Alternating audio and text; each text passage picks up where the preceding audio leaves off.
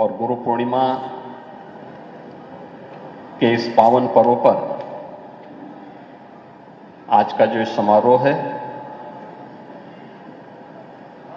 श्री राम कथा के कथा व्यास जिनके श्रीमुख से पिछले एक सप्ताह में आप सभी श्रद्धालु जनों ने मर्यादा पुरुषोत्तम प्रभु श्री राम की इस पावन कथा का श्रवण किया है, ऐसे कथा व्यास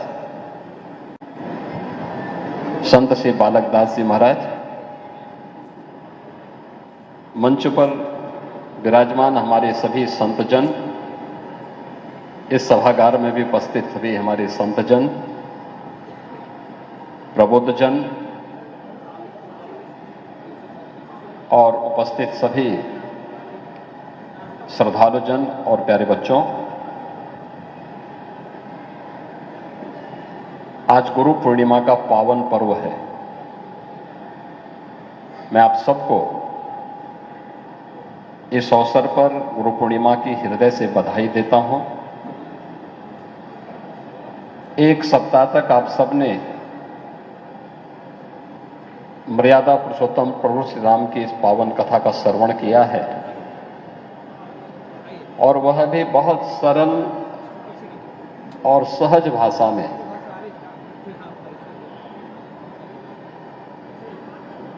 संत हृदय बालक दास जी महाराज के श्रीमुख से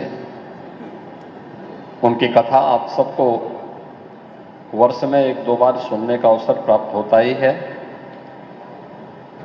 और इस बार गुरु पूर्णिमा के अवसर पर पहली बार श्री राम कथा के आयोजन के साथ उनको जुड़ने का अवसर प्राप्त हुआ। इस कथा के लिए उन्हें भी, आने वाले श्रद्धालु जनों को भी और जो यजमानगण हैं उनको भी मैं हृदय से धन्यवाद देता हूं। हमारी भारतीय संस्कृति कितनी समृद्ध और कितनी प्राचीन है, इसके पर्व और त्योहार ही इसके उदाहरण हैं। अनेक पर्व और त्योहार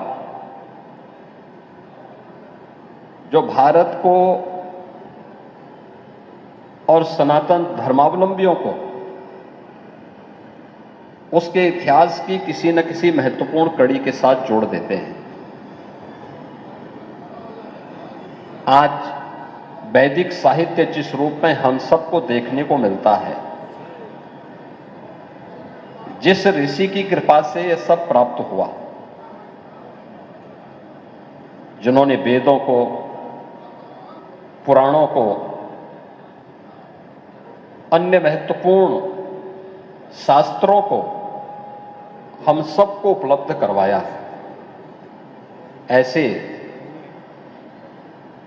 जो हमारे ऋषि थे, कृष्ण द्वैपायन व्यास, उनकी जो पावन जयंती है, जो व्यास पूर्णिमा कहलाती है, वही गुरु पूर्णिमा भी है। और गुरु पूर्णिमा के इस अवसर पर हम सब आज यहां पर गुरु गोरखनाथ के इस पावन धाम पर एकत्र हुए हैं। कुछ चीजें हैं जो हम सबको जानने की आवश्यकता है। हर व्यक्ति जानता है कि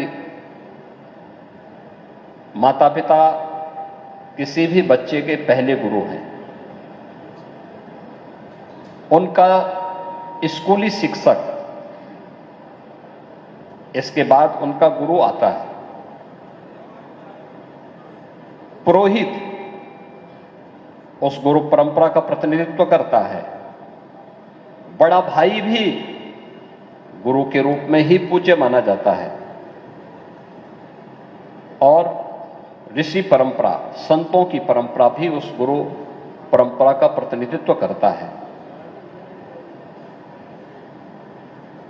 हमारे यहां हमारे गोत्रों की परंपरा भी उसी के साथ जुड़ जाती है। हम लोग अपने किसी एक कार्यक्रम को आगे बढ़ाने के लिए दीक्षा के साथ भी जुड़ जाते हैं। इन सब के पीछे का उद्देश्य क्या है? एक ही है, जो हमें अच्छे मार्ग पर अग्रसर कर सके। माता पिता बच्चे का सबसे पहले हितैषी होंगे, बड़ा भाई हितैषी होगा, परिवार के बड़े बुजुर्ग हितैषी होंगे, स्कूली शिक्षक हितैषी होगा, पुरोहित कुलगुरु हितैषी होगा, ऋषि परंपरा हितैषी रही होगी। इसीलिए हमने उसे गुरु के रूप में मान्यता देकर के एक महत्व दिया जो हमारे अनुकूल है, समाज के अनुकूल है, देश काल और परिस्थिति से अप्रभावित है। वो हमारे लिए पूज्य हो गया। हमने उसे गुरु के रूप में मान्यता देकर के एक महत्व दे दिया। और ये परंपरा, इस तिथि को, कौन सी तिथि को हमें मनाना है, जिसने हमें हमारे वैदिक साहित्य के साथ हम सबको सर्वसुलभ करा करके जोड़ा। ऐसे महर्षि वेदव्यास के नाम पर हम लोगों ने गुरु पूर्णिमा के इस आयोजन को अपने साथ जोड़ने का काम किया। याद रखना, बहुत बार व्यक्ति मानता है कि मैं चोरी छिपे या लुक छिप करके गलत काम कर भी दूं तो कौन मुझे देख रहा है, या उसके भी अपने तरीके होते हैं बोलने के। देखिए, भगवान श्री राम ने अपने जीवन में मर्यादा को महत्व दिया। हर कार्य की एक लक्ष्मण रेखा उन्होंने तय की। संबंधों का निर्वहन करने का एक जीवन जीने का जो सही तरीका है, वह उन्होंने हमें सिखाया। कृष्ण ने हमें कर्म करने की प्रेरणा दी, लेकिन कर्म भी कैसा? कर्म अक्सर कैसा होता है? हम दो प्रकार के कर्म करते हैं। एक तो हमारा कर्म क्या होता है कि हम हर कार्य को करते हैं तो प्रयास करते हैं कि करो कम लेकिन हाईलाइट ज्यादा हो, लोग उसको ज्यादा महत्व दें। लेकिन भगवान श्री कृष्ण ने क्या कहा? निष्काम कर्म की बात की। कर्मण्येवाधिकारस्ते मां फलेषु कदाचन। उन्होंने कहा कर्म करिए, फल की चिंता मत करिए। अच्छा कर्म करेंगे, अच्छा फल आपको अवश्य मिल जाएगा। बुरा करेंगे, बुरा भी मिलेगा।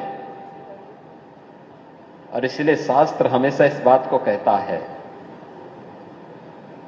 हमारी गुरु परंपरा यही कहती है, अवश्य में ही भोक्तव्यम कृते कर्म चराचरम। जैसा कर्म करोगे उसके फल से कभी वंचित नहीं हो पाओगे। अच्छा बनने का प्रयास। जीवन में सच्चा गुरु वही जो सही मार्ग पर आपको ले चलने के लिए प्रेरित कर सके। महत्व इस बात का नहीं कि आपके पास धन धान्य कितना है, महत्व इस बात का नहीं। अगर आप प्राचीन साहित्य पढ़ेंगे, धन धान्य का उसमें उतना महत्व नहीं। समृद्धि अपने प्रयास से, अपनी सार्थक मेहनत से, अपने पुरुषार्थ से, लोक कल्याण के लिए हम जितना अर्जित करें वो अच्छा है, लेकिन गलत तरीके से नहीं, गलत मार्ग का अनुसरण करके नहीं। अगर गलत तरीके से हम करते हैं तो उस पाप के कृत्य से हम वंचित नहीं रह पाएंगे। पुण्य कर्म करते हैं अपनी मेहनत से, अपनी परिश्रम से। अगर कोई कार्य करते हैं और किसी गरीब का, किसी वंचित का उपकार करते हैं, जीव मात्र की दया के लिए अपने आप को समर्पित करते हैं, तो उसका लाभ भी किसी न किसी रूप में हमें अवश्य प्राप्त हो जाएगा। और इसीलिए शास्त्र कहता है कि अवश्य में ही भोक्तव्यम कृते कर्म चराचरम। अवश्य ही भोगना पड़ता है। गलत करेंगे तो गलत दुष्प्रभाव भी पड़ेगा, अच्छा करेंगे उसके पुण्य से भी आपको कोई वंचित नहीं कर पाएगा। और एक गुरु हमें हमेशा सही मार्ग पर चलने की भी प्रेरणा देता है। हमारा दायित्व क्या है? हम अगर एक मनुष्य हैं, मनुष्य के बारे में क्या मान्यता है? मनुष्य के बारे में तो ये मान्यता है कि सृष्टि का सबसे सर्वश्रेष्ठ कृति है, ये ईश्वर की सर्वश्रेष्ठ कृति में से एक है। अगर सर्वश्रेष्ठ कृति है तो हमें अपने कार्यों के माध्यम से इसे साबित भी करना होगा। अपने कार्यों के माध्यम से इसे साबित करना होगा। आज हो क्या रहा है? मनुष्य अपने कर्मों से अपने आप को सर्वश्रेष्ठ साबित नहीं करना चाहता। वो अधिकाधिक धोखेबाज बनना चाहता है, गलत तरीके से अपना करके अधिक से अधिक समृद्धि का मार्ग अपनाना चाहता है, गलत तरीका अपना करके, शॉर्टकट का रास्ता अपना करके वह मंजिल में चढ़ना चाहता है। वह कभी उसको आत्मिक संतुष्टि प्रदान नहीं कर सकता, कभी नहीं कर सकता है। कोई भी भारत का शास्त्र इस बात को महत्व नहीं देगा, कोई भी भारत का ऋषि परंपरा इसको कभी महत्व नहीं देगी। और इसलिए हम सबको इस बात को ध्यान में रखना होगा कि हमारे लिए जो मेरे लिए अनुकूल हो, शास्त्रों के वचनों का पालन करते हुए, मेरी ऋषि परंपरा के वचनों का पालन करते हुए, भारत के उन अवतारी विभूतियों के वचनों का, उनकी मर्यादाओं का, उनके कर्म का पालन करते हुए हम जो आचरण करें वह मेरे लिए भी अनुकूल हो, मेरे परिवार के लिए भी अनुकूल हो। लेकिन केवल मेरे परिवार के अनुकूल हो और समाज के लिए अनुकूल न हो तो फिर आपका उससे भी उपकार नहीं होने वाला है।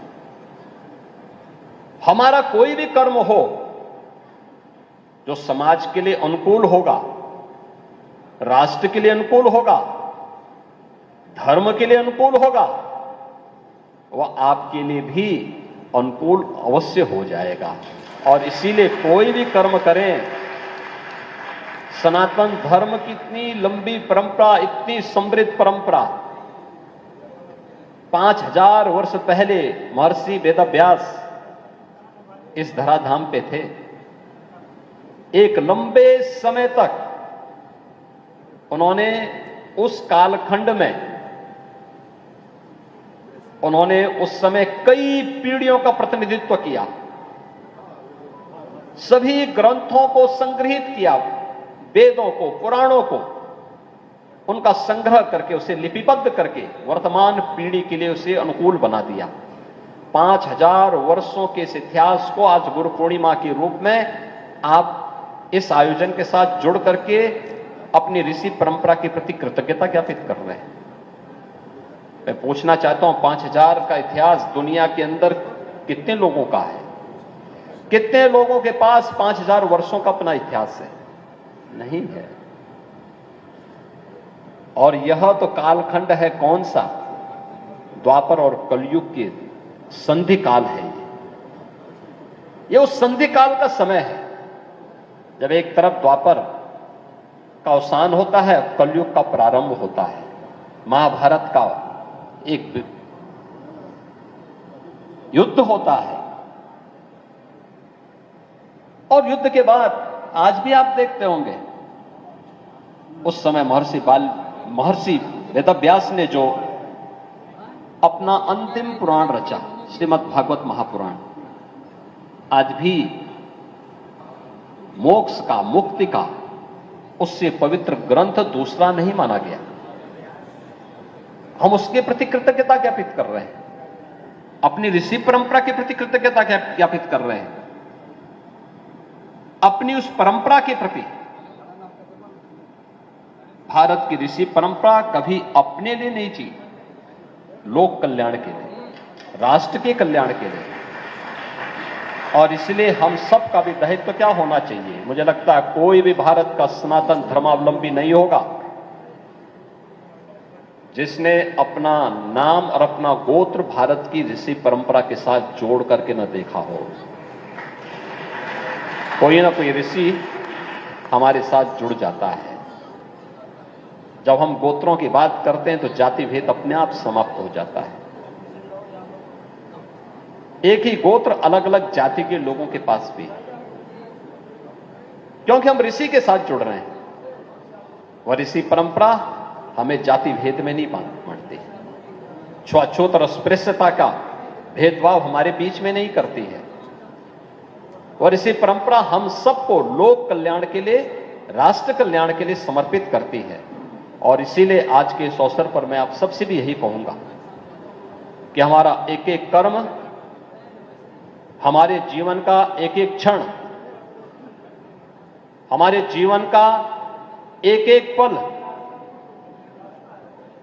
सनातन धर्म के लिए और अपने देश के लिए, भारत के लिए समर्पित होना चाहिए। अगर हम इस कार्य के साथ जुड़ करके आगे बढ़ते हैं तो सही मायने में हम अपने गुरु परंपरा के प्रति कृतज्ञता ज्ञापित कर रहे हैं। यही गुरु परंपरा के प्रति कृतज्ञता है।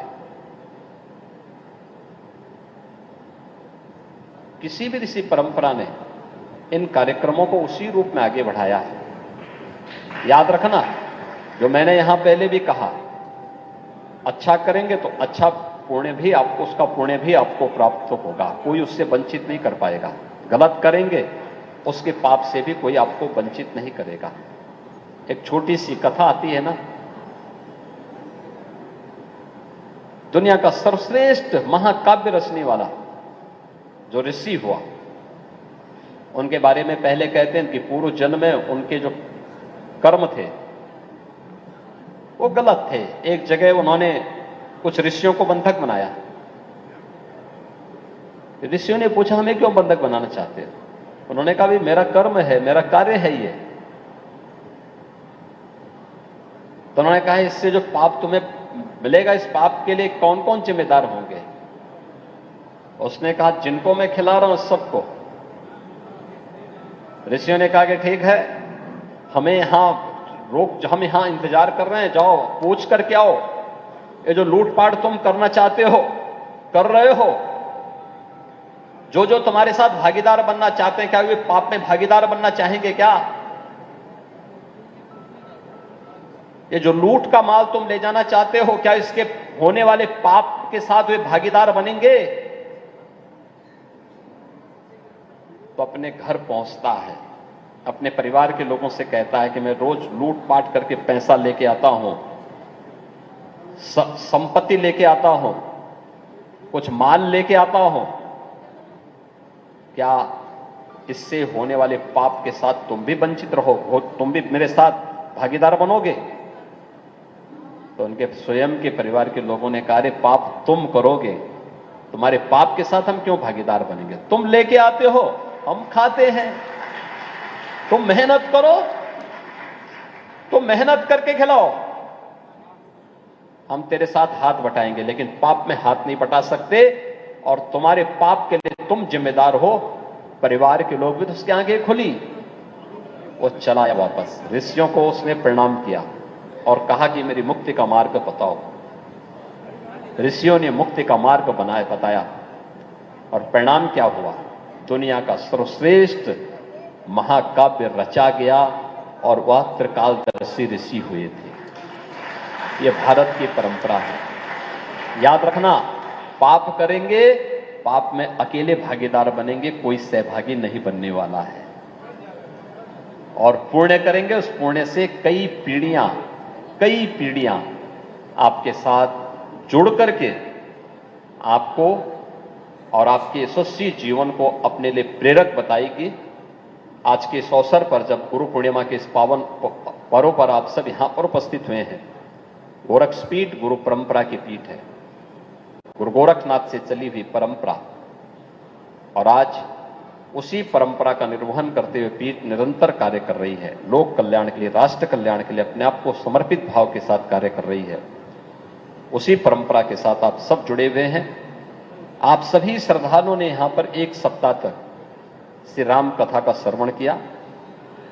मुझे समय नहीं मिल पाया कि मैं इस दौरान कथा में आ सकूं, मेरी इच्छा थी, लेकिन मैंने जो देखा, मैं कथा के बारे में जानकारी लेता था, मुझे बहुत अच्छा लगा कि काफी बड़ी संख्या में श्रद्धालुजन कथा में आते थे, श्रवण करते थे,